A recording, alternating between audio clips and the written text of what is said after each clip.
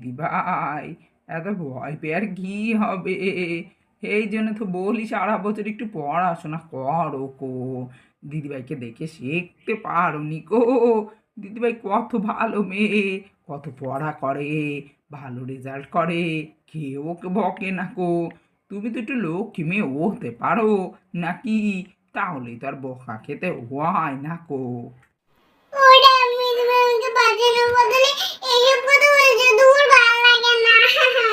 আজকের মতন আমাকে বাঁচিয়ে নাও, এরপরে থেকে আর আমি দুষ্টুমি করবো না, আমি বাঁচাও না প্লিজ। দেখেছো তো তোমার মেয়েটা কত দুষ্ট হয়েছে। তোমার মেয়ের জন্য স্কুলে গিয়ে এইভাবে ম্যামেদের কাছে আমাকে অপমানিত হতে হলো, কত কথাই না শুনতে হলো। হ্যাঁ, বাড়িতে আমি শাসন করতে গেলে তুমি, তোমার মা, বোন কেউ আমাকে কিছু বলতে দাও না। এখন ঠেলা সামলাও। দেখেছো মেয়েটা কত দুষ্টু হয়ে গেছে, ভালো লাগে না আর। আরে আরে, ওই তো খোকা